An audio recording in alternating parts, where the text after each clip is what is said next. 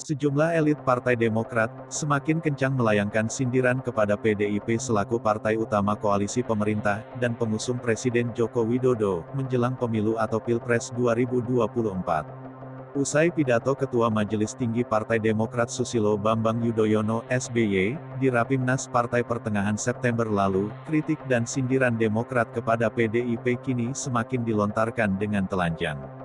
Teranyar, Ketua Badan Pemenangan Pemilu atau Bapilu, Partai Demokrat, Andi Arief memberikan analisis berbau sindiran kepada Ketua DPP, PDIP Puan Maharani. Nada sindiran Andi itu dilontarkan seiring wacana pencalonan Puan oleh PDIP yang semakin menguat. Andi mengatakan, karena terus jeblok di mayoritas hasil survei, satu-satunya cara Puan bisa menang di Pilpres adalah dengan cara menjegal para sosok potensial lain dalam bursa pencalonan presiden.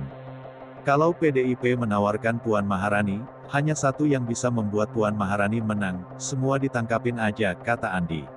Andi bahkan menuding kabar desain skenario dua pasangan calon dalam Pilpres 2024 datang dari Jokowi. Kabar itu kali pertama disinggung SBY di Rapimnas Demokrat pertengahan September lalu. Hingga saat ini, belum ada respons dari DPP PDIP soal sindiran Arief.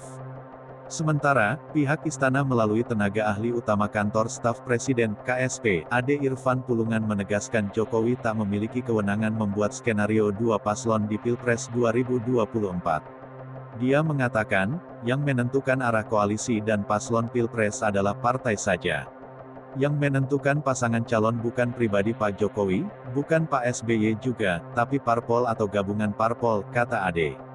Lalu, apa alasan Demokrat semakin telanjang mengkritik PDIP, murni spontanitas, atau demi basis elektoral 2024? Pengamat politik dari Universitas Padjadjaran, Kunto Adiwibowo menilai sikap keras Demokrat mestinya ditunjukkan sejak awal masa pemerintahan Jokowi.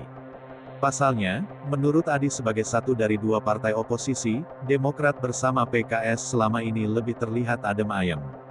Adi heran Demokrat baru bersikap keras menjelang akhir masa jabatan Jokowi di 2024. Ini kan fungsi kontrol pada politik terutama dari oposisi yang selama ini adem ayem, kata Adi. Namun begitu, Adi mengaku enggan menaruh curiga dan mengajak semua pihak mencermati sikap agresif Demokrat beberapa waktu terakhir. Terutama mengenai tudingan kecurangan dan dugaan skenario dua paslon di Pilpres. Selain harus dicermati, Adi menilai pernyataan SBY mestinya menjadi masukan bagi penyelenggara pemilu, seperti KPU dan Bawaslu. Di sisi lain, dia menilai baik pemerintah atau partai koalisi, tak perlu kebakaran jenggot. Menurut dia, kalau toh tudingan SBY itu keliru, semua pihak mestinya bisa membuktikannya dengan membuat aturan yang ketat soal pemilu. Ya udah mari kita bersama-sama bikin aturan permainan yang oke, yang nggak ada yang curang, ucap Adi. Lebih lanjut, Direktur Eksekutif Lembaga Survei Kelompok Kajian dan Diskusi Opini Publik Indonesia, atau Kedai Kopi, itu juga tak mencium motif elektoral sebagai tujuan utama dari kritik dan sindiran Partai Demokrat. Dia menilai langkah kritik, sindiran, dan tudingan Demokrat hanya fungsi oposisi yang tertunda. Namun, Adi mewanti, anti partai berlambang bintang merci itu, justru akan diframing atau diidentikan dengan partai yang selalu gemar drama, dan kerap mencuri muka. Menurut saya politik itu persepsi. Demokrat bisa diframing sebagai mereka yang senang drama, cari muka, katanya.